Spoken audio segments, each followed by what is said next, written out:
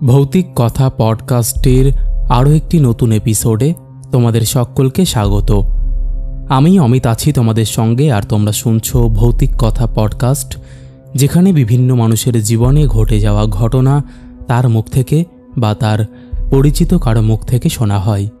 আজকের পডকাস্টে আমাদের সঙ্গে রয়েছে মধুমিতাদি। মধুমিতাদি দারুণ একটা ঘটনা তোমাদের সঙ্গে তুলে ধরেছে, যে ঘটনাটা শুনলে তোমাদের যেরকম ভয় লাগবে তার সাথে তোমরা অবাকও হবে। তো আর কথা বাড়াবো না, তোমরা সিট বেল্ট বেঁধে নাও, কানে হেডফোনটা টুক করে গুজে নাও। এবার আমরা পাড়ি দেব ভূতের রাজ্যে। হ্যালো মধুমিতাদি। হ্যাঁ বলো অমিত। বলো, ভালো আছো তো? না হ্যাঁ ভালো আছি, তুমি কেমন আছো? এই তো আমারও চলছে। আচ্ছা, কেমন গরম পড়েছে বলো? গরমের কথা বাদ দাও, মানে এত গরম জাস্ট ভাবা যাচ্ছে না। আর আমরা তো থাকি ইয়ের দিকে, নর্থের দিকে, তো আমাদের এদিকে এত গরমের অভ্যেস নেই। আর আমরা এমন একটা জায়গায় থাকি যেখানে না বেশি গরম পড়ে না বেশি ঠান্ডা পড়ে, কিন্তু এখন পুরোটাই উল্টো হচ্ছে। মানে ঠান্ডার সময় এত ঠান্ডা আর গরমের সময় ম্যাক্সিমাম গরম। মানে আমাদের এদিকে 40 ডিগ্রি ভাবা যায় না। সেটাই, আমাদের এখানে 40 ডিগ্রি ভাবা যায় না। এবার লোকের মুখে মুখে বলছে যে অনেকে 50 ডিগ্রিও হতে পারে, কিন্তু এরপর কি হবে জানি না। 50 ডিগ্রি হলে মানুষ মানে যাই হোক। আচ্ছা, যেটা কথা হলো তোমার সাথে সেটা হচ্ছে আঙ্কেল মানে তোমার বাবা বাড়ি কিনেছিল একটা, বা জায়গার কথা বলবো, একটা জমি কিনেছিল। সেইখানে গিয়ে তারপরে তোমাদের সাথে বিভিন্ন ধরনের প্যারানর্মাল ঘটনাগুলো ঘটে, যেগুলো খুব প্যাথেটিক, তার সাথে ডেঞ্জারাসও বলতে পারো। একদম একদম। তো এটা সূচনা কবে থেকে হয়েছিল? অ্যাকচুয়ালি দেখো, এটা সূচনা বলতে গেলে 40 বছর আগেরকার ঘটনা আমি বলছি, ঠিক আছে? তো আমার বাবা যে জমিটা কিনেছিল সেটা ছিল গৌড়িয়া স্টেশন সংলগ্ন একটা জায়গায়। আমি রিভিউ করছি না যে জায়গাটা অ্যাকচুয়ালি কোনখানে আছে। তো আমার বাবা, আমরা যখন দুই বোন মানে হই তখন আমরা যাদবপুরে ছিলাম। তো আমার বাবা মানে আমার বোন হওয়ার পরে আমার মা কি করেছিল, আমার বাড়িতে চলে গিয়েছিল। তো ন্যাচারালি ওখানে দুই বোনকে নিয়ে মা থাকবে, তো বাবা খুব তাড়াহুড়ো করে যাদবপুর থেকে আমাদেরকে গড়িয়া স্টেশনে এখানে একটা জমি কিনে বাবা তাড়াহুড়ো করে একটা বাড়ি করে। তো বাড়ি করার পরে কি হয়েছিল, আমাদের দু বোনকে নিয়ে যখন বাবা চলে এসেছিলেন তখন থেকে মানে আমাদের পুজো টুজো কিছু দেয়নি, পুজো না দিয়ে বাবা ঢুকে পড়েছিল এখানে। আচ্ছা, এটা একদম ঠিক হয়নি। হ্যাঁ, তো বাবা ঢোকার পরে বাবা তো অফিস চলে যেতেন। তো মা বলতো, মায়ের মুখে পরবর্তীকালে শুনেছিলাম যে সন্ধে হলে মা বুটের আওয়াজ পেত, এবং সন্ধেবেলা হলে না থাকা যেত না, জাস্ট মা বলতো আমি ঘরের বুটের আওয়াজ, যেরকম আওয়াজ হয় শু। এবং আমি এটা বলে রাখি যে আমার বাবা যেখানে বাড়িটা করেছিল একদম আমাদের বাড়ির মানে একদম মানে বাউন্ডারি, পিছনের দিকে বাউন্ডারির বিশাল বড় জঙ্গল ছিল, তাল গাছ, খেজুর গাছ, শেওড়া গাছ, একটা বিশাল জঙ্গল ছিল। সেখান থেকে মানে ওখান থেকে আওয়াজটা আসতো, আস্তে আস্তে পুরো আমাদের বাড়িটা কভার করতো। তো আমরা এরকম ছোটবেলায় এরকম অনেক কিছু আমরা পেয়েছি, মানে ভাইবস পেয়েছি, বা ধরো অনেক কিছু দেখতে পেয়েছি ছোটখাটো, বা মানে ওইটুকু ছোটবেলায় আমরা অনেক সময় শুয়ে নেগেটিভ এনার্জি স্বপ্ন দেখেছি, কিন্তু তখন তো বুঝতাম না, ভয়ে চুপচাপ থাকতাম। হতে পারে ছোটদের অনেক সময় ভূতের গল্প শুনলেও এটা হতে পারে, সেটার জন্য মাইন্ডে আমরা নিতাম না। তো যাই হোক, এই করতে করতে আমার মা তো বিভিন্ন রকমের ভূতের মানে সঙ্গে লড়াই টড়াই করে আমার মা ওখানে মানে এখনো পর্যন্ত সে ওখানে রয়েছে। হলো কি ব্যাপার, আমরা ধরো দুই বোন ওখান থেকে আস্তে আস্তে করে বড় হতে শুরু করলাম। তার মধ্যে অনেক ছোট ছোট ভৌতিক ঘটনা আছে যেগুলো আমি এখানে এখনই বলছি না, সেটা অন্য সময় অন্য মানে পডকাস্টে আমি এগুলো বলবো। তো হলো কি, আস্তে আস্তে করে আমরা দুই বোন তো আস্তে আস্তে বড় হলাম, লেখাপড়া শিখছি, কলেজে ঢুকেছি। তো কলেজেও আমার প্রায় যখন শেষের মুখে আমার সাথে এই বাড়িতেই একটা ভয়ঙ্কর ঘটনা ঘটে গেছে, এবং সেটাই আমি এই চ্যানেলে আমি বলতে চাইছি। তো আজ আমার যখন 21 বছর বয়স, তখন আমি মানে কলেজটা কমপ্লিট করার পরে আমি তখন গানের জগতে পা রাখি, অল ইন্ডিয়া প্রোগ্রাম করতাম, আমি একজন সিঙ্গার প্রফেশনাল। তো সেখানে আমার বেশ ভালোই চলছিল, আমার একদিকে গানের শো, আমার একদিকে বাড়ির লোকজনের সঙ্গে সময় কাটানো, সবকিছু নিয়ে আমি বেশ ভালোই ছিলাম। আমার একটা অ্যাফেয়ারও ছিল সে সময় লাইফে, তো সবকিছু নিয়ে আমি খুব খুব ভালো ছিলাম। হঠাৎ করে কি হলো, 2002 সালের শেষের দিক থেকে আমি হঠাৎ না অসুস্থ হতে শুরু করলাম, যে আমার কিছু ভালো লাগতো না। হঠাৎ কি হতো, কাঁচা মাছের গন্ধ পেতাম প্রচন্ড। আমি মাকে বলতাম কি যে মা, এরকম দুপুরবেলা হলে 2টোর সময় মাকে বলতাম, মা কাঁচা মাছের মনে হচ্ছিল কেউ আমার সামনে পচা কাঁচা মাছ এনে রেখে দিয়েছে। মা বলতো এত দুপুরবেলা কে কাঁচা মাছ এনে ধোবে, এত দুপুরবেলা কি কেউ রান্না বান্না করে নাকি? আমি বললাম না তুমি দেখো কাঁচা মাছের গন্ধ, এবং সেটা তখনই পাওয়া যেত যখনই পিছনের বারান্দাটা যেখানে জঙ্গলটা পড়ে ওদিকে হয়তো বারান্দার উপরে বসে মা কোনো কাজকর্ম করছে আর আমি হয়তো ওখানে দাঁড়িয়ে রয়েছি, সেই সময় মনে হতো সেই আমার সামনে কে যেন এসে কাঁচা মাছগুলো রেখে গেছে। এবং ওই গন্ধটা যে আমার নাকে মানে আসা শুরু হলো, তারপর থেকে না আমি ধীরে ধীরে ধীরে ধীরে আমি অসুস্থ হতে শুরু করলাম। খাওয়া দাওয়া একদমই আমার ভালো লাগতো না, মাছ মাংস তো দূরের কথা ছেড়ে দাও, আমি খেতেই পারতাম না। তো এরকম হতে হতে হতে হতে আমি বেশ অনেকটা দিন আমি যখন চলে গেল, তো আমার হঠাৎ করে একদিন কি হলো, অমাবস্যা এলো, মানে অমাবস্যাটা কৌশিকী অমাবস্যা ছিল কি কোন একটা অমাবস্যা ছিল আমার ঠিক এখন মনে নেই। দিনটা ছিল শনিবার, একাদশী ছিল। আচ্ছা। সেই সময় কি হলো একদিন, সেই দিনকে আমি না সকাল থেকে আমি সেদিনকে মায়ের সাথে কথা বলেছি, সবার সাথে কথা বলেছি, খুব হাসি মজা ঠাট্টা করেছি সারাদিনে, কিন্তু সন্ধ্যেবেলার দিকে হতেই না আমি কিরকম যেন একটা চুপচাপ হয়ে গেছিলাম। আমার কিছু ভালো লাগছিল না, আমি কারোর সঙ্গে ফোনে কথা বলছি না। আমার তার আগে এরকম হতো, আমি বলে রাখি এখানে যে আমার কি হয়েছিল, ওই যখন এই কাঁচা মাছের গন্ধটা আমার শুরু হয়েছিল শোনা, আমি তখন থেকে না লাইট কোনো আলো সহ্য করতে পারতাম না। ঘরের মধ্যে সবার সঙ্গে কথা বলছি, হয়তো এসে লাইটটা কেউ যে টিউব লাইটটা কেউ জ্বালিয়ে দিল, আমি না বলতাম টিউব লাইটটা বন্ধ করো না, কেন জ্বালিয়েছো, মানে ওই আলোটা ওই যে আলোর যে একটা শক্তি বলে না সেটা আমি নিতে পারতাম না। তো সবাই বলতো কেন টিউব জ্বলে কি হয়েছে, আমি বলতাম না আমার ভালো লাগছে না, তোমরা বন্ধ করো না, আমার ভালো লাগছে না। তো এরকম হতে হতে সেদিনকে এরকম হয়েছিল যে আমি সন্ধ্যে থেকে আমার একদম অন্ধকার মানে ডিপ অন্ধকারে আমি চলে গেছিলাম, যে আমার ভালোই লাগছে না। প্রত্যেকদিন যেখানে সন্ধ্যেবেলা হলে বাবার সাথে বসে, মানে আমার একটা স্বভাব আছে যে বাবার সঙ্গে বসে আমি সিরিয়াল দেখতে খুব ভালোবাসি, তো বাবার সঙ্গে সেদিনকে বসে সিরিয়ালই দেখিনি। সেদিনকে কি হয়েছিল, আমাদের পাশেই মানে আমাদের ঘরের পাশে ছাদ ছিল, যেটা এখন ঘর হয়ে গেছে, তো ওই ছাদের ওখানে না আমি চুপচাপ অন্ধকারের মধ্যে আমি সন্ধ্যের পর থেকে ওখানেই বসেছিলাম। এবং আমাকে বাড়ির লোকেরা অনেকে ডাকছে আয় আয় টিভি দেখবি, না না ভালো লাগছে না, তো অনেকে খুব একটা কেয়ার করেনি, ভেবেছে শরীরটা ভালো নেই হয়তো গিয়ে বসে আছে চুপচাপ করে, ঠিক আছে নিজের মতন করে থাকুক। তো এই হতে হতে যখন রাত্রিবেলা প্রায় 11টা, তো আমার মা আমাকে ডাকলো, আমার বাড়ির ডাক নাম পপি, বললো যে পপি খেতে আয়। তো আমি না মায়ের ডাকটা যখন শুনলাম, আমি যেন তখন মানে মনে হচ্ছে না এটা কিসের মধ্যে না ভেসে আছি, মানে একটা ঘোর বলে না, ওই ঘোরের মধ্যে রয়েছি। আমি শুধু একটু করে শুনলাম, মা আমাকে বললো যে পপি খেতে আয়। তো আমি তখন মাকে বললাম কি ঠিক আছে বলে আমি হঠাৎ করে উঠলাম, উঠে আমি সোজা মানে হনন করে বাবা মায়ের সামনে দিয়ে বেরিয়ে গিয়ে মানে ড্রয়িং রুমটাকে পার করে গিয়ে একদম কি পিছনে বারান্দার দিকে চলে গেছি। এবার পিছনে বারান্দায় যখন আমি গেছি, গিয়ে আমি যখন কলটা ছেড়েছি, তুমি বিশ্বাস করবে না অমিত, আমি জাস্ট একটা গোঙানির আওয়াজ শুনতে পেয়েছি। আচ্ছা ঠিক আছে, এবারে যখন গোঙানির আওয়াজটা আমি শুনতে পেয়েছি, আমি হঠাৎ করে আমাদের না পিছনের বারান্দাটা অনেকটা লম্বা, হ্যাঁ লন বলে না, লন টাইপের অনেকটা লম্বা।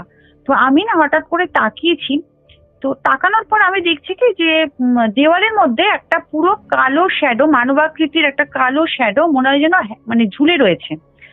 তো ওটার দিকে আমি যখন তাকিয়েছি, বেশ খানিকক্ষণ তাকালাম, তাকিয়ে আমার এখন ওটা মনে আছে যে আমি বেশ খানিকক্ষণ ওটার দিকে তাকিয়েছিলাম।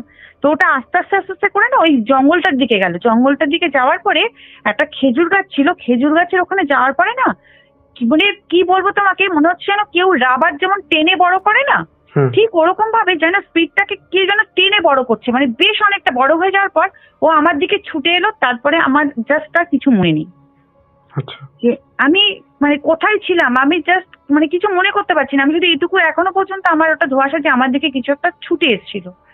তারপরের কাহিনীগুলো আমি আমার মা বোন বাবার কাছ থেকে শুনি। মা বলে যে হঠাৎ করে তুই প্রচন্ড চিৎকার করলি, আমরা তো টিভি দেখছিলাম, আমি তো খাবার মানে মা খাবার পাচ্ছিল, বাবা বোন টিভি দেখছিল, তো হঠাৎ করে আমি ভীষণ ভাবে নাকি একটা চিৎকার করি। তখনই আমার বাবা বোন মা সব ছুটে আসে পিছনে বারান্দায়। তো ছুটে আসার পরে ওরা দেখছে যে আমি চাতালের মধ্যে পড়ে আছি। তো ওরা ভেবেছে হয়তো আমি অসুস্থ হয়ে ফেইন্ট হয়ে গেছি, কারণ আমার অনেক 1 মাস মতো আমি পুরো অসুস্থ হয়েছিলাম।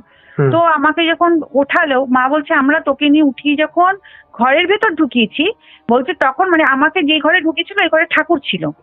তো বলছে যে তোকে যখন আমরা এই ঘরে নিয়ে এসেছি, যে তোকে আমরা শোয়াবো বলে, মা বলছে তুই আমাদের সবাইকে পুরো ছিটকে ফেলে দিয়েছিস। বলছে আমি মানে আমরা কেউ তোকে ধরে রাখতে পারছি না, বলছে পুরো ছিটকে ফেলে দিয়েছিস, আর প্রচন্ড তোর চোখগুলো লাল হয়ে গেছে, আর প্রচন্ড তুই চিৎকার করছিস, আর বলছিস ওকে আমি নিয়ে যাবো, একটাই কথা আমি নাকি বলে যাচ্ছি, ওকে আমি নিয়ে যাব। তারপরে এরকম হতে হতে তখন আমার মা সবাইকে ডেকেছে, পাড়ার লোকেদেরকেও ডেকেছে। তখন আমাদের পাড়ায় যে কাকু এসেছিলেন, উনি করোনাতে মারা গেছেন। তো ওই কাকু দৌড়ে এসেছিলেন। তো আসার পরে মানে এরকম হয়েছে যে আমি আমার মার গলা টিপে ধরেছি, আমার ওই কাকুরও গলা টিপে ধরেছি, মাকে নাকি গলা টিপে ধরে বলেছি তোকে শেষ করে দেবো, এরকম নাকি বলেছি মাকে। তো মা বলছে আর তুই বারবারই চেষ্টা করছিলি যে ছুটে গিয়ে পিছনের বারান্দা, মানে আমাদের যে জঙ্গলটা বলছিলাম না ছিল, তার পাশে আজও আছে বিশাল বড় একটা পুকুর আছে, যেটা এখন কচুরিপানায় ভরা হয়ে গেছে। তো সেখানে মা বলছে তোর খালি একটাই চেষ্টা ছিল যে ওখানে গিয়ে তুই জাম্প করবি, কারণ ওটা খুব ডিপ পুকুর ছিল। মা বলছে আমরা তোকে কেউ ধরে রাখতে পারছি না, বলছে আমি ওকে ওখানে নিয়ে গিয়ে ফেলবো, আমাকে ছেড়ে দে। বলছে আমার স্বামী ওখানে দাঁড়িয়ে আছে, আমি ওকে এখান থেকে টেনে নিয়ে চলে যাবো, তোরা ওকে কেউ আটকাতে পারবি না। তখন সবাই মিলে আমাকে ধরে নিয়ে তখন বললো যে ডক্টর কল করো। অনেকে ভেবেছে হয়তো সাইকোলজিক্যাল কোনো প্রবলেম হয়েছে। তো যখন নাকি ডাক্তারকে আনা হলো, আমাদের পাড়াতেই একজন ডাক্তার ছিলেন, তো ওনাকে যখন নাকি আনা হলো, মা বলে তুই ওনারও গলা টিপে ধরেছিস। উনি তোকে যখন দেখতে গিয়েছিল, যখন তোর নার্ভ দেখতে গেছে, তোকে যখন জিভ বার করতে বলেছে, তখন তুই উল্টো ওনার গলাটাকে টিপে ধরেছিস। বলছে চোখগুলো জাস্ট তোর ঠিকরে বেরিয়ে আসছিল, বলছে এরকম অবস্থা কন্ডিশনে হয়ে গেছিলিস তুই। তারপরে তো উনি আমাকে সে রাতে মানে ঘুমে ইঞ্জেকশন করেছিল। করার পরে তো আমাকে সে রাত্রে নাকি আমাদের এখান থেকে এখানে একটা জায়গা আছে, জায়গাটার নাম হচ্ছে কুসুমবাগ। তো কুসুমবাগ থেকে একজন মুসলিম তান্ত্রিককে নিয়ে এসেছিল। তো উনি একটা জবা ফুল না সরি, উনি একটা কি দিয়েছিলেন আমাকে, আমার ঠিক মনে নেই, মা আমাকে বলেছিল কিছু দিয়ে বলেছিলেন যে আপনারা এটা দিয়ে ওর বালিশের নিচে রেখে দেবেন, আজকে কিন্তু ও শান্ত থাকবে, ও কিন্তু ওকে ছেড়ে যাবে না। জাস্ট বলেছিল আজকে ও শান্ত থাকবে। আর মা বলে যে তোকে যে মানে ইঞ্জেকশনটা করা হয়েছিল তাতেও তোর কোনো কাজ হয়নি, তুই যেরকম দাপাচ্ছিস ওরকম দাপিয়ে যাচ্ছিস, বলছে তাতে কোনো কাজ হয়নি। এবারে আমাকে যখন উনি ওটা দিলেন, তোর বালিশের নিচে মা রেখেছিল, মা বললো দেখলাম তুই আস্তে আস্তে আস্তে আস্তে শুয়ে পড়লি।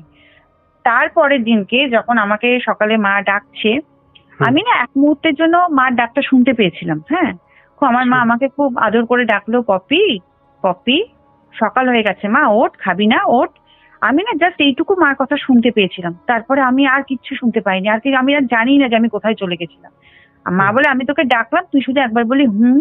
তারপরে যখন তুই জেগে উঠলি, তখন মানে আমার নাকি মানে ভয়ঙ্কর রূপ দেখেছিল। বলে জাস্ট চুল ফুলগুলো পুরো ঝাঁকড়া হয়ে গেছে, চুল ফুলগুলো পুরো এলোমেলো হয়ে গেছে। বলছে উঠে মানে দাঁড়িয়ে বলে তুই পারিস তো তুই মানে ফ্যান নিয়ে ঝুলে পড়িস, তোর এরকম অবস্থা। বলে সাংঘাতিক অবস্থা হয়ে গেছিল। বলছে খাট পাট নিয়ে, বলছে আমরা তো বলছি খাট পাট সব ভেঙে তুই পড়বি। তারপরে সাথে সাথে মা আবার একজন পাড়ার কাকুকে কল করে, মা বলছে আমি তো পাড়ার তোকে মানে মেয়েরা তো ধরে রাখতে পারছে না, ছেলে ছেলে তোকে কেউ ধরেই রাখতে পারছে না। আমার বেসিক্যালি হচ্ছে আমি ব্রাহ্মণ পরিবারের মেয়ে, ঠিক আছে। আমার বাবা আমাকে চট করে মানে সবাই আস্তে আস্তে আমার বাবা এই কাজটা করেছিল। বাবা পৈতে নিয়ে গায়ত্রী মন্ত্র পড়েছিল। তো গায়ত্রী মন্ত্র পড়াতে মা বললো তখন দেখলাম তুই শান্ত হয়ে তুই আবার শুয়ে পড়লি। তখন সবাইকে ডাকলো, সবাই বললো যে না ঠিক আছে, তাহলে কি করবেন, ডাক্তার তো ডাকলেন, কিছু হলো না, তো তাহলে ঠিক আছে কোথাও নিয়ে যাওয়ার একটা ব্যবস্থা করুন। তো আমার বাবা মা তো যেটা হয় ধরো হঠাৎ করে এরকম ভাবে একটা ঘটনা ঘটেছে, কোথায় নিয়ে যাবে কেউ তো চট করে এগুলো তো মানে সন্ধান জানে না যে কোন ঠাকুর বাড়ি নিয়ে যাবে বা কোথায় নিয়ে যাবে, কিছুই আমার বাবা মা বুঝতে পারছিল না, ঠিক আছে। আমার মা বাবা সেদিনকে আমি যখন মা বললো যে কিছুক্ষণ পরপরই বাবা তোকে গায়ত্রী মন্ত্র পড়ছে, গঙ্গার জল ছেটাচ্ছি আমরা তোর গায়ে, তুই একটা মানে ওইভাবে তুই আনকনসিয়াস হয়ে না খাওয়া না দাওয়া সারাটা দিন তুই ওইভাবে পড়েছিলিস। বললো আমি কোনো রকমে আমরা সেদিনকে দিন কাটিয়েছি। ওই সন্ধেবেলাটা হয়েছে কি, কোনো একটা খুব দূর থেকে কেউ একটা শাঁখ বাজাচ্ছিল। আমি নাকি সেই সময় ঠিক ঘোর সন্ধে, তো সেই সময় আমি নাকি মানে এত এত চিৎকার চেঁচামেচি এবং এত আমার শরীরের উপর মধ্যে জোর চলে এসেছিল, মানে মা বলছে আমরা তোকে ধরে রাখতে পারছি না, মধ্যে খাট শুতে যেন তোকে একটু যেন উপরে উঠে যাচ্ছে, সেরকম ব্যাপার হয়েছিল। তখন মা বললো কি ব্যাপার, সারাদিন তো চুপচাপই ছিল, ও তো শুয়েই ছিল সারাদিন চুপচাপ করে, কোনো তো সেন্স ছিল না, তাহলে এখন ওর হঠাৎ করে কি হলো। তখন আমার বোন বলছে আমার মাকে, মা ভালো করে শোনো, কোথা থেকে একটা শাঁখের আওয়াজ ভেসে আসছে, বলছে ভেসে আসছে বলেই ও কিন্তু এরকমটা করছে। তারপরে আমার মা বললো যে হ্যাঁ সত্যি তো শাঁখের আওয়াজ ভেসে আসছে। আমার মা বলছে তখন আমি কি করলাম, ঘর থেকে শাঁখ নিয়ে এসে তোর কানের সামনে বারবার করে বাজাচ্ছি, যদিও তোকে ছেড়ে দেয়। বলছে কিন্তু তবুও মানে নিস্তার পাইনি আর কি। মা বলছে আমি যতবার শাঁখের আওয়াজ বাজাচ্ছি, যতবার আমি ঘন্টা বাজাচ্ছি, বলছি তোর দাপট তত বেড়ে যাচ্ছে, তুই কিছুতেই তুই শান্ত হচ্ছিস না। তারপরে এরকম হতে হতে কি হলো, আমাদের পাড়ায় স্বপন কাকু বলে একজন কাকু ছিলেন, ওনার ওয়াইফ আমাদের বাড়িতে আসা যাওয়া করতেন। আচ্ছা। তো ওই কাকু এখন নেই, উনি করোনায় না, সরি, উনি হার্ট অ্যাটাক করে মারা গেছেন। তো উনি ওই কাকু না আমাকে, কাকুকে বাবা কল করলো যে স্বপন এই ব্যাপার, আমি কি করব বুঝতে পারছি না মেয়েকে নিয়ে, আমার মেয়ের এই কন্ডিশন। তখন কাকু বললো ঠিক আছে সমজিতা, আপনি কোনো করবেন না, টেনশন করবেন না, একটা খুব ভালো মসজিদ আছে, আমি মসজিদটা কোথায় আছে আমি এখনো ঠিক বলছি না, এটা এখানে রাসবেরিতে মসজিদটা, আমি শুধু এটুকু বলে রাখছি, ঠিক আছে? তো বললো যে রাসবাড়িতে একটা খুব ভালো মসজিদ আছে, আপনি ওনাকে সে মামুনিকে ওখানে নিয়ে চলুন। তো সন্ধেবেলা তখন কাকু আসলো, এসে আমাকে কাকুই একদম কোল পাজরা করে নাকি উঠিয়ে নিয়ে আমাকে নিয়ে গেছিল, ওই মসজিদে নিয়ে গেছিল। এবং মা বলছে তোকে যখন এখান থেকে নিয়ে যাওয়া হয় তোকে রিক্সায় আমরা নিয়ে গেছিলাম, ওই কাকু আর কাকিমা আর মা মিলে আমাকে মানে বোধ হয় রিক্সায়, আমার ঠিক এগুলো এখন জানা নেই, আমি ঠিক আমি তো সেই সময় তোমার সেন্স ছিল না, মোটমাট আমাকে সবাই মিলে রিক্সায় নিয়ে গিয়েছিল ওই পর্যন্ত, মানে আমাদের এই গড়িয়া স্টেশনে যে ট্যাক্সি স্ট্যান্ড আছে না, সেই পর্যন্ত নিয়ে গেছিল। মা বলে মানে কোনো রকমের বলছে গোঙাতে গোঙাতে যাচ্ছিস তুই, বলছে লোকে দেখছে যে কি ব্যাপার, কি হয়েছে, চুলমুল পুরো এলোকেশি হয়ে গেছে, বলছে একদম মানে তুই বিধ্বস্ত অবস্থা, বলছে ওই নিয়ে তোকে নিয়ে যাওয়া হলো। নিয়ে গিয়ে যখন ট্যাক্সিতে ওঠানো হলো, ট্যাক্সি যে ড্রাইভার তিনি যখন নিয়ে যাচ্ছেন, তিনি বলছেন নাকি যে আমার মানে গা পুরো, মানে বলছে দাদা আমার গা পুরো ভার হয়ে গেছে, বলছে আমি ট্যাক্সি কি করে চালাবো বুঝতে পারছি না, দিদির কি হয়েছে, আমার এরকম হচ্ছে কেন? তখন আমার বাবা বললো না না সেরকম কিছু না, ওকে একটু মসজিদে নিয়ে যাবো, একটু হাওয়া বাতাস টাইপের লেগেছে আর কি, সেই জন্য ওকে নিয়ে যাবো। তো উনি ঠিক আছে, ওনারা বলেন ঠিক আছে কোনো ব্যাপার নয়, আমাদের এরকম আমরা অনেক দেখি, তো ঠিক আছে চলুন।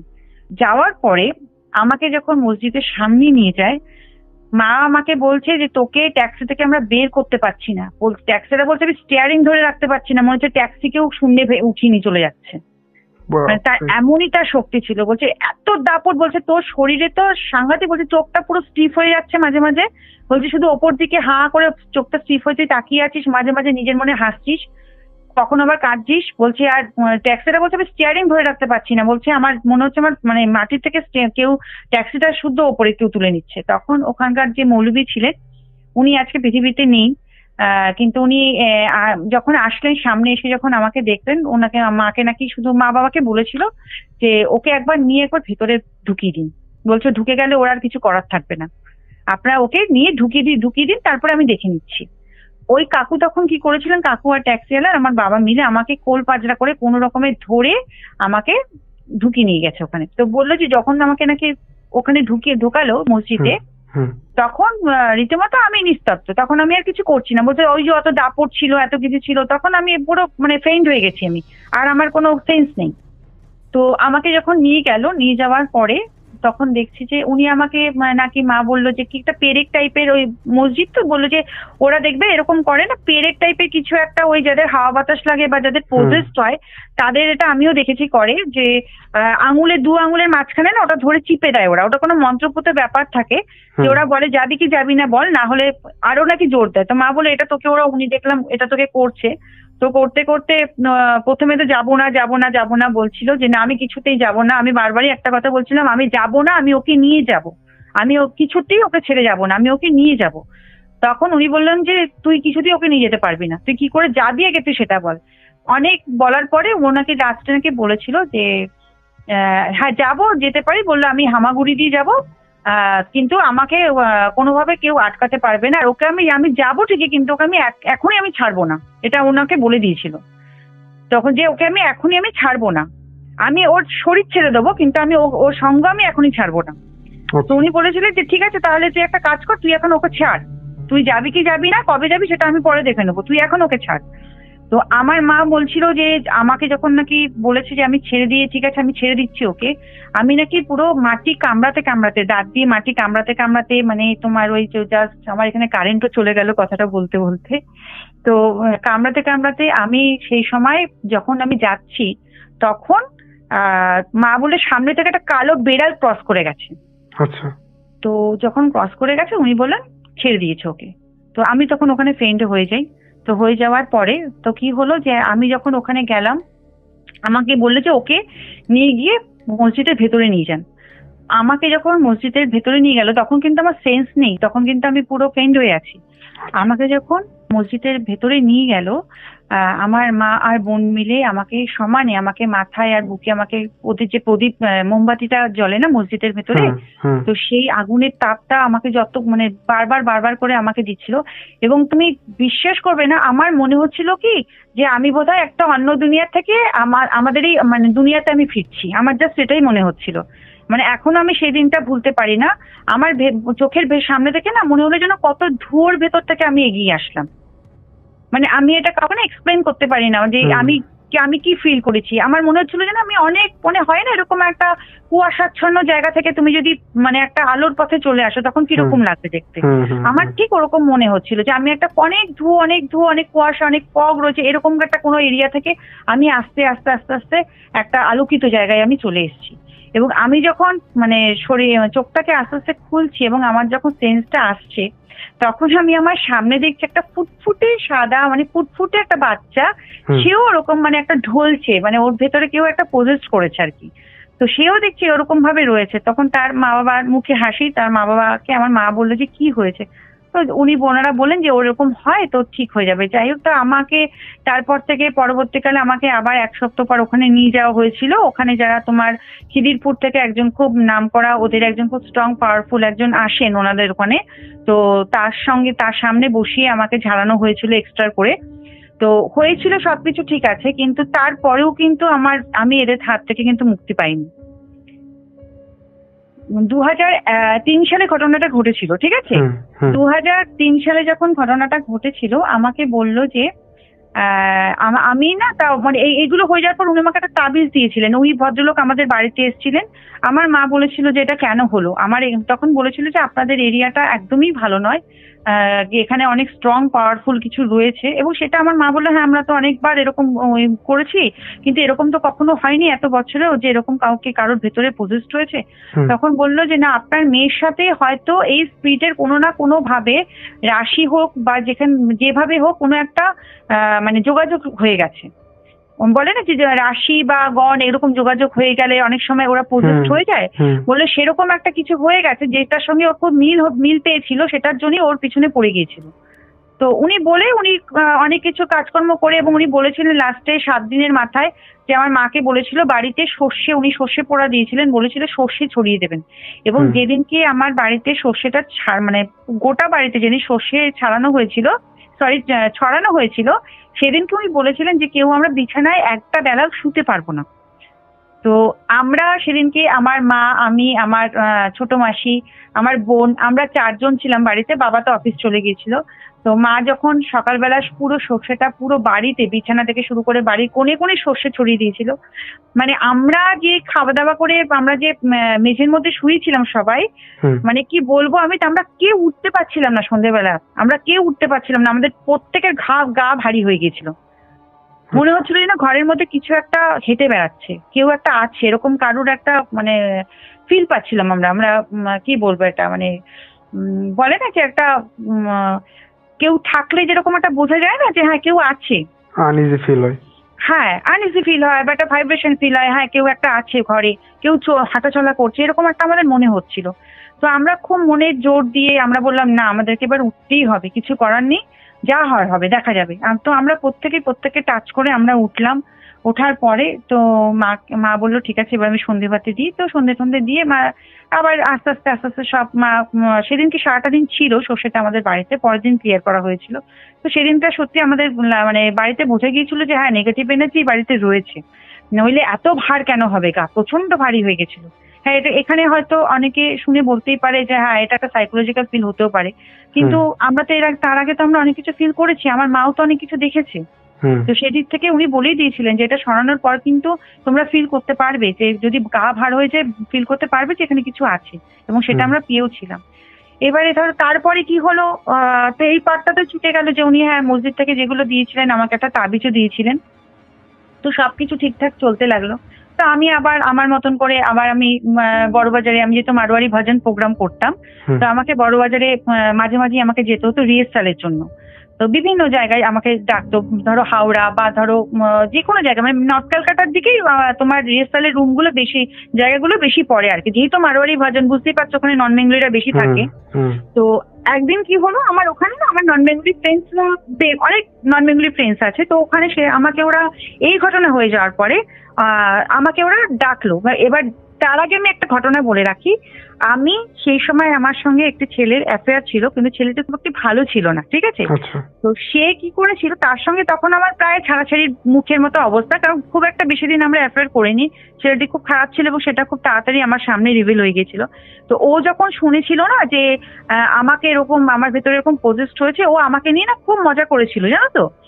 তো ও যেদিনকে মজা করেছিল তার 5 দিনের, ঠিক তার 5 দিনের মধ্যেই আমি শুনেছি ওর পায়ের ওপর থেকে পুরো গাড়ি গিয়ে পুরো 5টা আঙুলিও ভেঙে গেছিল, মানে পায়ের যে 5টা আঙুল পুরো ভেঙে গেছিল।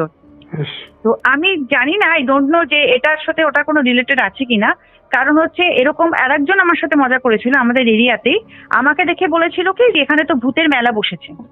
উনি যেদিনকে বলেছিল যে আমাকে দেখে যে এখানে ভূতের মেলা বসেছে, আমি আমার বাবাকে না খুব মন খারাপ করে বলেছিলাম, জানো বাবা ওই কাকু না আমাকে দেখে এরকম বললো। বাবা বলছে কি বলেছেন, যে এরকম বলছে যে ভূতের মেলা বসেছে। তার মানে 1 মাসের মধ্যে শুনি উনি স্ট্রোক হয়ে গেছেন, মানে এমনই ওনার অবস্থা হলো যে ওনার একটা দোকান ছিল, সেই দোকানটাও ওনাকে বিক্রি করে দিতে হলো। উনি আর সেই দোকানে আর বসতেই পারলেন না। তো আমি জানি না, অনেক সময় বলে যে এরকম মানে যারা ধরো আত্মা বা কিছু, তাদেরকে নিয়ে কখনো মজা করতে নেই, বা তাদেরকেও এইভাবে মানে অবহেলা করতে নেই বা অপমানও করতে নেই। এগুলো আমি সবসময় শুনে এসেছি, মানে তাদেরকেও একটা রেসপেক্ট দিয়ে কথা বলতে হয়। তো জানি না তারা এরকম মজা করেছিল বলে কিনা মানে এরকমটা হলো, কেন ও তো বলে গিয়েছিল যে আমার সঙ্গে সহজে ছাড়বে না। ও তো আমার সঙ্গে ছিল, আমি ওকে দেখতে পেতাম না, আমার গায়ে তাবিজ কবজ ছিল সেই সময়, আমি কোনো ফিল করতে পারতাম না, কিন্তু ও তো আমার সঙ্গে ছিল, বলেছিল যে আমি থাকবো, আমি যাবো না ওকে ছেড়ে সহজে। তো যাই হোক, তো সেই সময় কি হলো, একদিন আমি এটা হয়ে যাওয়ার পরে একদিন আমি গেলাম বড়বাজারে, আমার রিহার্সালে ডাক পড়লো। তো ওখানে আমার এক বন্ধুর বাড়ি, ওর বাড়িটা হচ্ছে 4 তলায়। তো আমি যখন উঠতে যাচ্ছি তখন আমি দেখতে পাচ্ছি, আমি সিঁড়ি দিয়ে উঠছি, সেই সময় আমি দেখছি যে ঝাঁকড়া এলা একটা মহিলা, গায়ে তার হলুদ আর লাল রঙের মানে ফুল ফুল, বেশ পাতা পাতা ফুল ফুল এরকম একটা কেউ, কালো রঙের তার গায়ের রং, মানে কালো বলবো মিশমিশে কালো, ওরকম একটা কালো কেউ একটা আমার পাশে এসে দাঁড়িয়ে পড়েছে একদম, মানে আমি সিঁড়ি দিয়ে উঠছি ঠিক তার আমার পাশে এসে দাঁড়িয়ে পড়েছে। এবার সেই যখন আমার দিকে তাকিয়েছে না, মানে মুখে কোনো কথা নেই, কোনো বডি ল্যাঙ্গুয়েজে কোনো এক্সপ্রেশন নেই, কিচ্ছু নেই, সেই শুধু আমাকে দেখছে দাঁড়িয়ে। এবারে আমি যখন তাকে দেখেছি, আমার দেখার পরেই না আমি এটা কিরকম হয়ে গিয়েছিলাম, মানে আমি এতটাই ভয় পেয়ে গিয়েছিলাম যে কি হতে পারে এটা, আমি মানে কিছুটা ফিল করেছিলাম যে এটা কি সে, যাকে আমি, যে আমাকে এতদিন ডিস্টার্ব করে এসছে, এটা কি সে, এটাই ভেবেছিলাম। হয়তো আমার তাবিজটা ছিল বলে হয়তো আবার পজেস্ট হতে পারিনি, হয়তো হয়েও যেতে পারতো। তারপরে আমি না ভাবছি কি ব্যাপার, ওই সময় আমি দৌড়ে ওদের ওখানে চলে যাই, মানে আমি ধরো উঠেছি 3 তলা পর্যন্ত, 4 তলার দিকে যখন উঠতে যাবো তখন আমি ওনাকে দেখতে পেয়েছি। তা আমি ওখানে গিয়ে ওদেরকে বললাম, জানিস তো আমি না এখানে এরকম দেখেছি। বলছে এখানে তো এরকম কোনো মহিলা নেই। তাই বললাম অন্যান্য ঘরে আসেনি তো, বলছে হতে পারে, সেটাও হতে পারে, ঠিক বলতে পারবো না। তো ঠিক আছে, সেই দিনটা চলে গিয়েছিল, সেদিন তার কোনো প্রবলেম হয়নি। আমি মনের মধ্যে একটু খটকা ছিল যে আমি কি দেখলাম। তো এটা হয়ে যাওয়ার পরে আবার নেক্সট ডেতে আমি যখন ওদের ওখানে গেলাম, সেখানে গিয়ে সেম ওই এক জিনিস আমি দেখতে পেলাম, যে ঠিক আমি সিঁড়ি দিয়ে উঠতে যাচ্ছি, ঠিক আমার সামনে এসে দাঁড়িয়ে। এবং আমি দেখার পর আমিও কোনো রকমে আমি উঠলাম ওপরে, আমি ঠিক না দেখার ভান করে পাশ কাটিয়ে আমি ওপরে উঠলাম।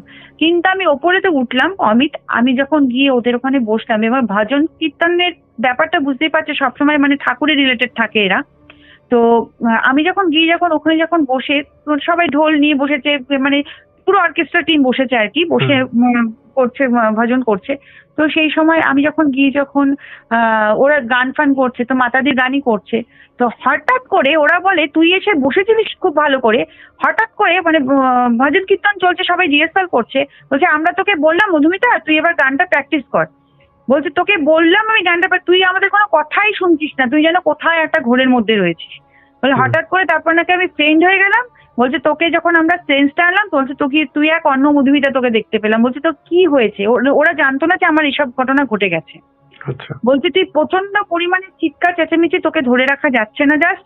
বলছে আমরা খুব ভয় পেয়ে গিয়েছিলাম, বলছে আমরা কি করব, তোর বাড়িতে ফোন করব না কি করব, আমরা কিছুই বুঝতে পারছি না।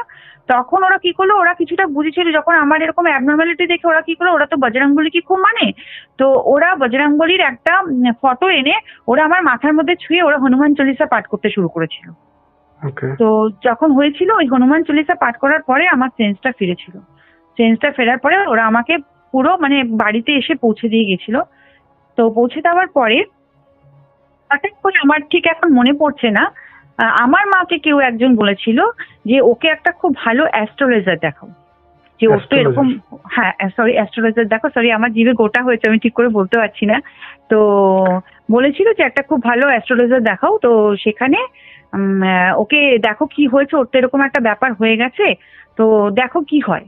তো আমার মা সেই সময় একজন খুব নামকরা একজন আছেন, তোমরা হয়তো, আমি নামটা বলতে পারি, আমার কোনো ব্যাপার নেই, বিশ্বনাথ শাস্ত্রীজির নাম অনেকেই হয়তো শুনে থাকবেন, বিশ্বনাথ শাস্ত্রীজি, তপন শাস্ত্রীজি, হ্যাঁ। তো আমার মা ওনার কাছে আমাকে নিয়ে গেল। তো নিয়ে যাওয়ার পরে উনি আমাকে দেখেই বললো যে তোমার পিছনে তো প্রেত পড়ে আছে, উনি আমাকে দেখেই বলে দিলেন। তো মা তখন ঘটনাটা আমাকে ডিটেলসে বললো যে আমার মেয়ের সাথে এরকম এরকম ঘটনা ঘটেছে। তখন উনি হাসতে হাসতে বললেন যে হ্যাঁ ওর পিছনে পড়ে রয়েছে এবং ওকেও ছাড়বে না সহজে, বলছো নিয়ে যাবে, ওকেও ছাড়বে না সহজে। তখন মা বললো যে কি করবো তাহলে শাস্ত্রীজি, আপনি বলুন, একটা কিছু ব্যবস্থা করুন। তখন বললো যে হ্যাঁ নিশ্চয়ই আমি ব্যবস্থা করবার চেষ্টা করছি, কেন উনি আমাকে কিছু কিছু কথা বললেন, তোমার সঙ্গে এই হয়েছে, যা যা হয়েছে উনি আমাকে বললেন তোমার সঙ্গে এই ঘটনাগুলো ঘটেছে। আমি বললাম হ্যাঁ আমার সাথে এই ঘটনাগুলো ঘটেছে। তো আমি তখন বললাম যে আমার আমার না কোনো একটা জায়গায় খটকা লেগেছিল কি, যে ছেলেটির সাথে আমি অ্যাফেয়ারে ছিলাম ও কিছু করেনি তো। তো উনি বললেন যে না না এরকম কোনো ব্যাপার নেই, তোমার সাথে এর উনিও বললেন তোমার সঙ্গে এর একটা সংযোগ হয়ে গেছে, বললো রাশি নক্ষত্রের কোনো একটা জায়গায় মিল হয়ে গেছে, তার জন্য তোমাকে ছাড়ছে না কোনোভাবে। তো আমার এরকম হতে হতে তো উনি আমাকে বললেন যে তোমাকেও 2005 সালে 17ই ফেব্রুয়ারি ছাড়বে, মানে তখন 2003, ভাবো একবার। আচ্ছা, বলছে 2005 সালে 17ই ফেব্রুয়ারি ও তোমাকে ছেড়ে যাবে, তার আগে ও তোমাকে ছাড়বে না।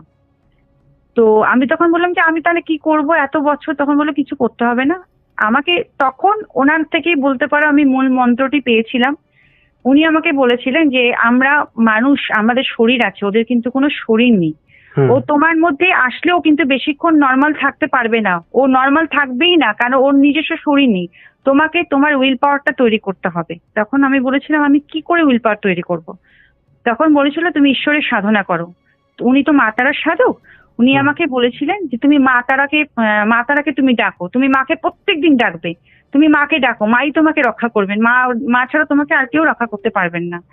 এবং সত্যি কথা তোমাকে কি বলবো, আমি যবে থেকে মা তারাকে মানে সেদিন থেকে আমি মা তারাকে মানতে শুরু করেছি, এবং মা তারাকে আমি আস্তে আস্তে আস্তে আস্তে যত জেনেছি ওনাকে, আজ পর্যন্ত যদি আমি কখনো ভৌতিক ব্যাপারে আমি মানে ফেস টু ফেস হইও, আমি কিন্তু মানে মায়ের নাম করে আর বজরংবলী বাবার নাম করে আমি সেখান থেকে কিন্তু ক্লিয়ারও হয়ে যাই, ঠিক আছে।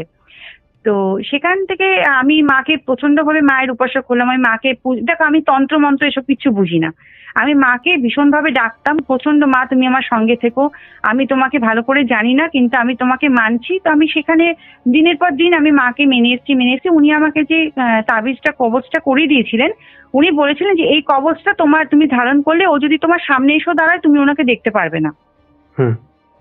তো এরকম হয়েছিল, ঠিক আছে চলেছে অনেক বছর আমি কবচটা পড়েছিলাম। এবং আমি যখন প্রথম কবচটা ধারণ করেছিলাম তখন হয়েছিল কি, একবার কেষ্টপুরে আমার একটা ছিল, মানে স্টুডিও ছিল, সেখানে আমি গিয়ে রিহার্সাল করতাম। তো সেই দাদা খ্রিস্টান ধর্ম গ্রহণ করেছিল, ঠিক আছে। এবারে ওখানে গিয়ে একদিন 25 ডিসেম্বর ওই দাদা একজন ফাদারকে এনেছিলেন। তো ফাদারকে আনার পরে উনি আমাদের সবাইকে ইনভাইট করেছিলেন, বলেছিলেন আজকে ফাদার আসবে, তো ফাদার একটু মানে প্রেটে করবে, তোরা আসিস তো খুব ভালো। আমাকে বললো মধুমিতা তুই আসিস, খুব ভালো, তোর তো এরকম একটা ব্যাপার হয়ে গেছে, তাহলে তোর পক্ষেও সেটা খুব ভালো হবে। তো আমি বললাম ঠিক আছে আমি যাব। তো আমি গিয়ে ওখানে সন্ধ্যেবেলা আমি গিয়ে বসলাম, অনেকে ছিল ওখানে বসে। তো আমার এরকম হয়েছিল না, ফাদার যখন প্রে করছিলেন তখন আমার সারাটা গা না পুরো ভার হয়ে গিয়েছিল, মনে হচ্ছিল যেন আমার ভেতরে কিছু একটা এসে বসে গেছে, ভারী কিছু। আর আমি ওই কবচটাকে টেনে মানে ছিঁড়ে ফেলার চেষ্টা করছিলাম। তো আমার ওই অবস্থা দেখে ফাদার সাথে সাথে ওই দাদাকে বলেছিল যে ওকে শিখিয়ে চেপে ধরো, বলছে ও কিন্তু ওটা ফেলে দেবে। তখন আমার দাদা গিয়ে খুব মানে জোরে আমাকে চেপে ধরে বললো তুই একদম ছাড়বি না, ও কিন্তু চাইছে তুই এটা যেন ফেলে দিস, ছিঁড়ে ফেলে দিস, তোর শরীর থেকে ওটাকে কিন্তু আলাদা করতে চাইছে। তুই নিজেকে রাখ, তোর নিজের যে উপাসক আছে, তুই যাকে তুই মানিস তুই তাকে ডাক। বলছে তোকে কিন্তু ও কিন্তু নয়, তুই কিন্তু আবার কিন্তু ধরে ফেলবে। বলছে তুই নিজেকে খুব ভালোভাবে তুই কিন্তু মানে মনের উইল পাওয়ারটা তুই রাখ। তখন না আমি সবার ওখানে আরো অনেকে ছিল যারা তারা বললো হ্যাঁ মধুমিতা তুই এটা করিস না, কিন্তু আমার না মানে জাস্ট মনে হচ্ছিল আমি কবচটাকে টেনে ছুঁড়ে ফেলে দিই। তো সেই সময় আমি নিজেকে সত্যি আমার এটা হয়েছিল যে মা তারাকে আমি ডেকে তখন আমি শক্তি পেয়েছিলাম। আর তখন আমাকে বললো সবাই আস্তে আস্তে তুই কবচ থেকে তোর হাত থেকে তুই একদম দূরে সরিয়ে দে। তখন আমি দূরেই সরিয়ে দিয়েছিলাম। আমি বললাম না, যে কোনো মূল্যেই হোক আমি কবচটাকে আমার শরীর থেকে আমি ছাড়বো না। তো এটা অনেক বছর চলেছিল। তো হতে হতে তো 2017 সালের উনি বলেছিলেন 2017 সালের 5ই ফেব্রুয়ারি আমাকে ছাড়বে, কিন্তু সেটা হয়নি। সেটা একটুখানি ঝিলে হয়ে গেছিল, কারণ সেটা আমি ঠিক বলতে পারবো না কেন। তো হঠাৎ করে 2017 সালেই আমার মায়ের সেজু জ্যাঠা মারা যান। তো মারা যাওয়ার পরে আমি না, মানে যেটা হয় দাদুদের থেকে, ছোটবেলা থেকে তো মামার বাড়িতে মানুষ হয়েছি, বুঝতেই পারছো যে একটা ইমোশন কাজ করে ওখানে প্রচুর। তো যখন দাদু মারা যায়, আমি না, আমার এত কষ্ট হয়েছে, আমার নিজের দাদু দিদাও চলে গেছে, আমার এত কষ্ট হয়েছিল। আমি দাদু বলে গিয়ে আমি গিয়ে না দাদুর পাশে গিয়ে বসে আমি কাঁদছি, অথচ আমার মা বোন তারা আমার জন্য যায়নি দাদুর পাশে, কিন্তু আমি দাদুর কাছে গিয়ে বসে আমার খুব কষ্ট হয়েছিল বলে আমি গিয়ে কাঁদছিলাম দাদুর পাশে গিয়ে। এবং যখন মানে সবকিছু কাজ হয়ে যাওয়ার পর সেই রাতেই আমার ওই মোটা রূপোর চেন আমার মা আমাকে করে দিয়েছিল। তো সেই চেন আপনা আপনি ছিঁড়ে গিয়ে দুটো তাবিজ, একটা যে মুসলিম ভদ্রলোক দিয়েছিলেন ওই তাবিজ আর আমার এই কবচটা দুটোই খুলে পড়ে যায়। তো পড়ে যাওয়ার পরে কি হলো, আমি বেশ তখন ভাবলাম ঠিক আছে পড়ে গেছে। তখন আমার মার সাথে সাথে মাকে জানালাম যে মা বললো তোর জন্য আমরা ওখানে যাইনি আর তুই ওখানে চলে গেলি।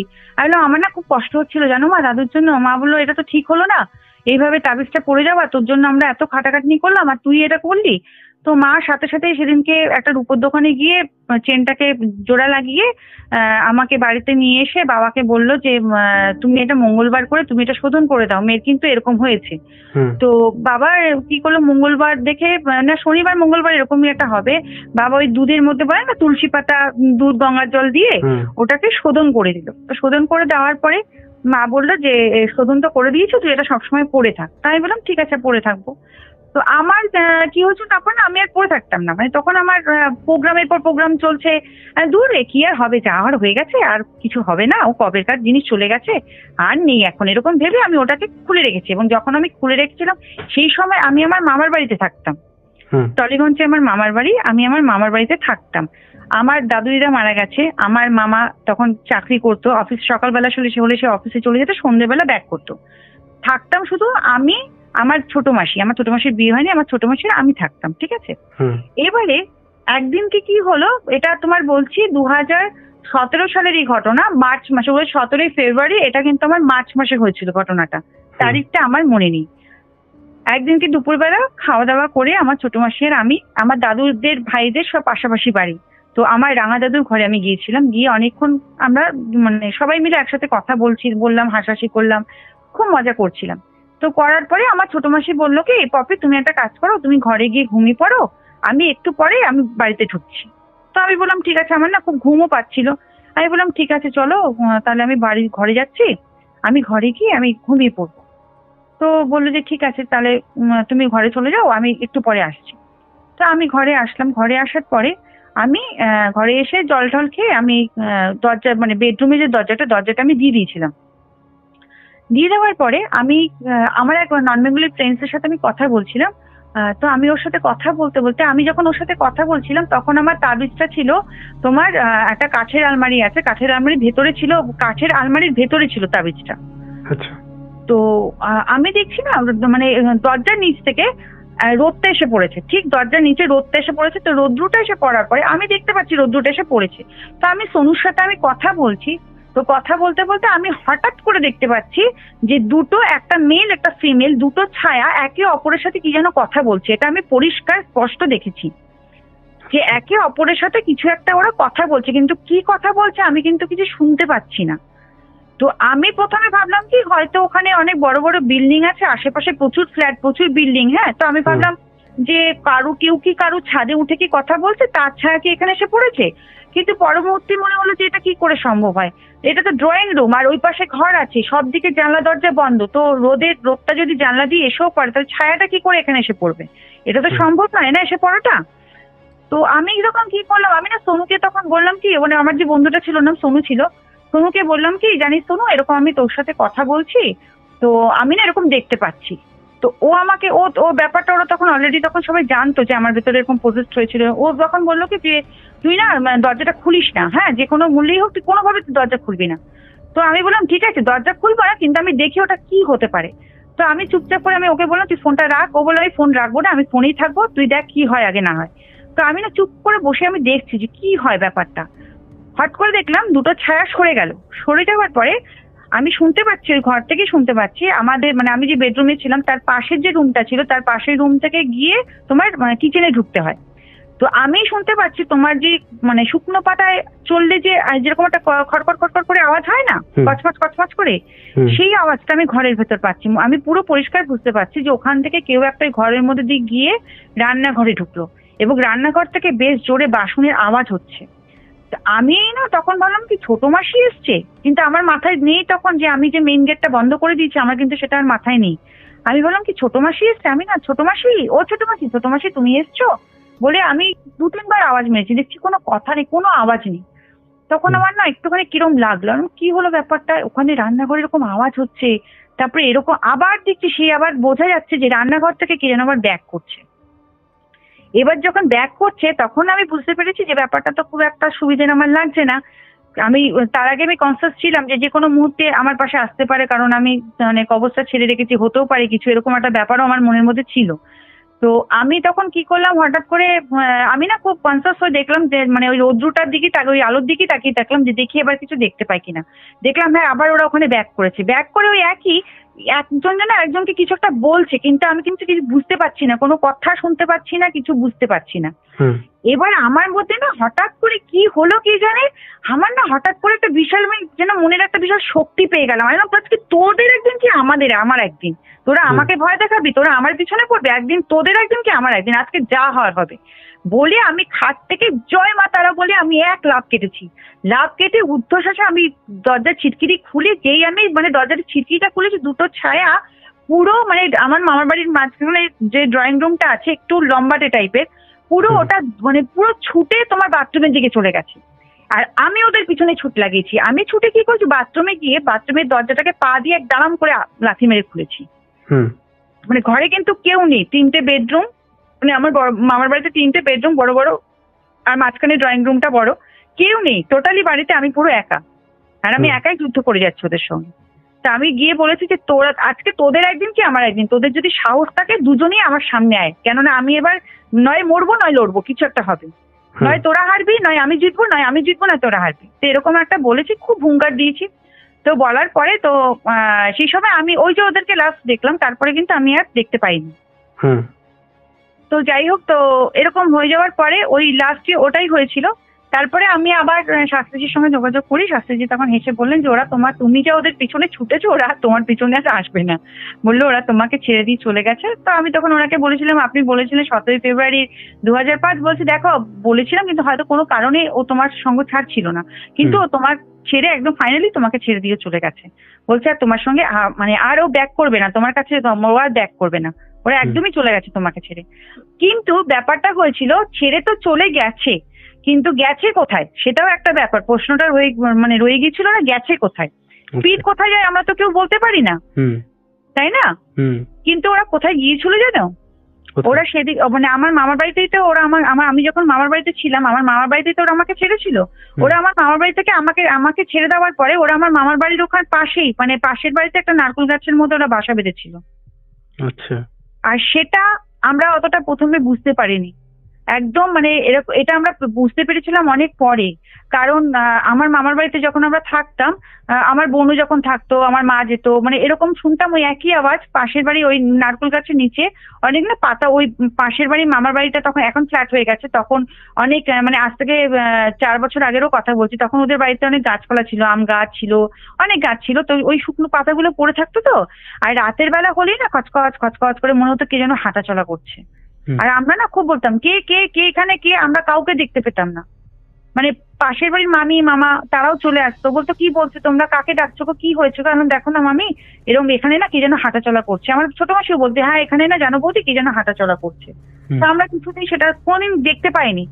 দেখতে পেয়েছিলাম একদিনকে আমরা মামার বাড়িতে সবাই ছাদে উঠে সবাই শুয়ে আছি, সবাই মানে একটা মাদুর পেতে কেউ বসে কেউ শুয়ে আছে এরকম। হঠাৎ করে আমাদের চোখ পড়ে নারকেল গাছের ওপরে।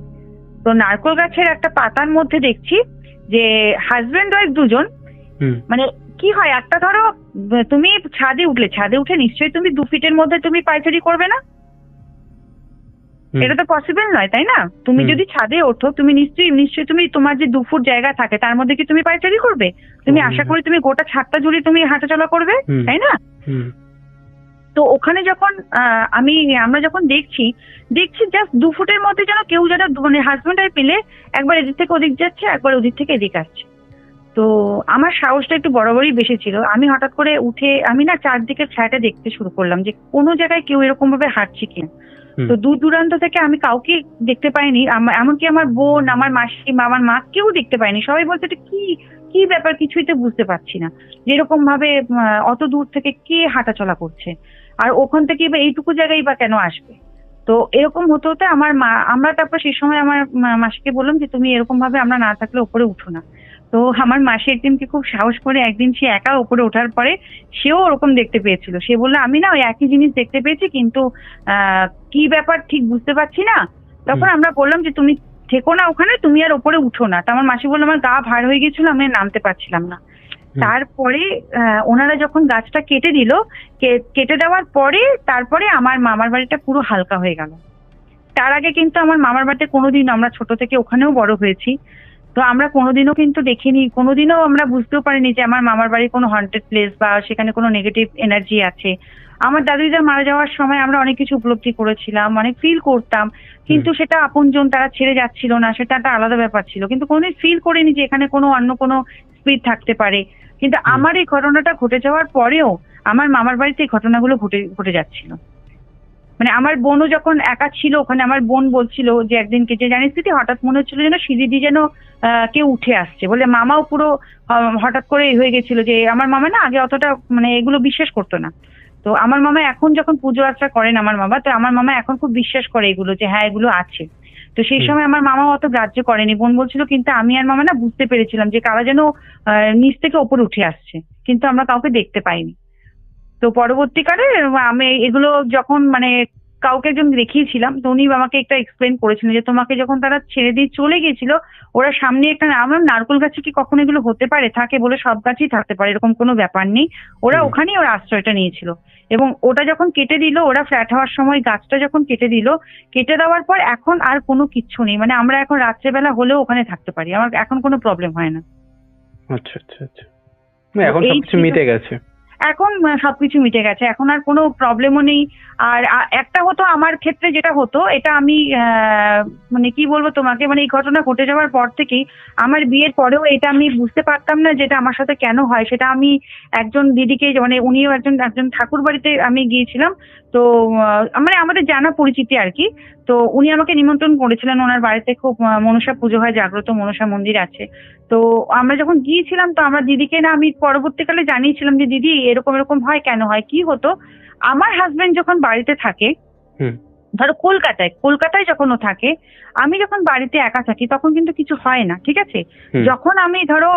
যখন দাদা বাইরে বেরিয়ে যায়, শুটিং এ আউটডোর চলে গেল, তখন রাতের বেলা হলেই, তখন আমি যেখানে থাকি না কেন আমি বুঝতে পারি এবং শুনতেও পাই আমার বাসনের মধ্যে আওয়াজ হতে থাকে, যে কে যেন বাসনটাকে নিয়ে ফেলে দিল, বাসনের উপরেই বাসন ফেললো, সেই আওয়াজটা আমি পাই। তো আমি সেক্ষেত্রে আমি তখন সেই দিদিকে বললাম, তখন দিদি বললেন যে ও তোমার কাছে ধারে কাছে আসতে পারছে না, কিন্তু ও যেখানেই থাকুক না কেন চেষ্টা করছে, ও বাইরে থেকেই চেষ্টা করছে, মানে তোমাকে কিছু একটা ভয় দেখাবার চেষ্টা করছে বা তোমার কাছাকাছি আসার চেষ্টা করছে। কিন্তু তুমি ভালো করেছো আমাকে ব্যাপারটা বলে, আমি দেখে নিচ্ছি। কিন্তু ওনাকে বলার পর থেকে আমার ওটা বন্ধ হয়ে গেছে, আমার আর ওটা কিছু হয় না, মানে ওরকম কিছু হয় না আমার সাথে এখন আর। আচ্ছা আচ্ছা, এটা কয়েক মাস আগেই আমি দিদিকে বলেছিলাম যে দিদি আমার এরকম এরকম ব্যাপার হয়েছে। তো বললো যে ওটা তোমার মধ্যেও আসার চেষ্টা এখনো যে করছে না তা না, কিন্তু আর কোনোদিন কিছু, আমার গায়ে কিন্তু এখন কোনো তাবিজ কবচ কিছুই নেই, মানে ওই সংক্রান্ত কোনো তাবিজ কবচ আমি খুব একটা তাবিজ কবচ পড়তেও পারি না। আর তাবিজ কবচ ওই সংক্রান্ত আমার কিছু নেই যে হাওয়া বাতাস লেগে যাবে বা এইভাবে, এরকম কিছু এখন কোনো ব্যাপার নেই। কিন্তু ও আমাকে দিদি বললেন যে তোমার সামনে ও আসার চেষ্টা করে কিন্তু আসতে পারে না, ও যেটুকু করে বাইরে থেকে করার চেষ্টা করে। তো ওনাকে জাস্ট বলার পরে উনি বললেন যে আমি দেখছি, কিন্তু ওনাকে বলার পরে আমার সঙ্গে আর এই সমস্ত কোনো ঘটনা ঘটছে না। ওকে ওকে ফাইন, ঠিক আছে, এই ছিল আমার জীবনের ঘটনা। আর বাকি রইলো অনেক টুকরো টুকরো ঘটনা আছে। আর আমার আরেকদিনকে একটা ঘটনা বলবো, সেটা খুব ছোটোর মধ্যেও বলতে পারি আমি। আমার ভেতরে না একটা জিনও পজেস্ট করা হয়েছিল। ওকে, শুনবো আমরা নেক্সট দিন, অবশ্যই শুনবো। একদম একদম, সেটা আমি তোমাকে নেক্সট দিন বলবো। সেটা খুব একটা বিশাল বড় ঘটনা নয়, সেটা একটা ছোটখাটোই ঘটনা, কিন্তু জার্নিটা আমার অনেক লং ছিল, আমি বুঝতে পারিনি সেটা। ঠিক আছে, তো যাই হোক, আমি জানি না যে আমার এই ঘটনা শোনার পর কার কি ফিল হবে বা কে কি বলবে, কিন্তু এটা একদমই সত্যি কথা যে আমার সাথে এই ঘটনাগুলো ঘটেছে। হ্যাঁ, এবং এখনো মাঝে মাঝে কিছু কিছু সময় আমি কিন্তু স্পিড দেখতে পাই।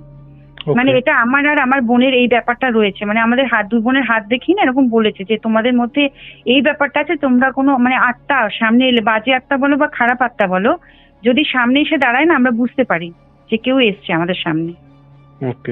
মানে এই শক্তিটুকু মনে হয় অনেকেই পেয়ে থাকে, আমি শুনেছি শক্তিটা অনেকে মানে বলে না হাতের রেখার উপর থাকে এগুলো, তো সেগুলো থাকে। এবং আমাদের বাড়িটা তো তোমাকে কি বলবো, এমনই একটা জায়গায় বাড়িটা করেছে আমার বাবা, যে সেখান থেকে আমাদের দুই বোন মানে বলেছিল যে আমরা দুই বোন যবে থেকে এখানে এসেছি তবে থেকে একটা অ্যাটাচমেন্ট তৈরি হয়ে গেছে এখানে। তো সেই জন্যই ব্যাপারগুলো আমাদের সাথে ঘটে যায় অনেক সময়। কিন্তু আমার সঙ্গে যে ঘটনাটা ঘটেছে এটা একটা বিশাল বড় ঘটনা ছিল, মানে আমার জীবনে অনেক সাফার করেছিলাম আমি এই ব্যাপারটা নিয়ে আর কি। ওকে ওকে, শুনবো একদম। নেক্সট দিন আমি যদি আবার আসি তাহলে নিশ্চয়ই শোনাবো। একদম একদম, ঠিক আছে দিদি, থ্যাংক ইউ সো মাচ। একদম একদম, ওয়েলকাম। ঠিক আছে, শেষ করছি তাহলে।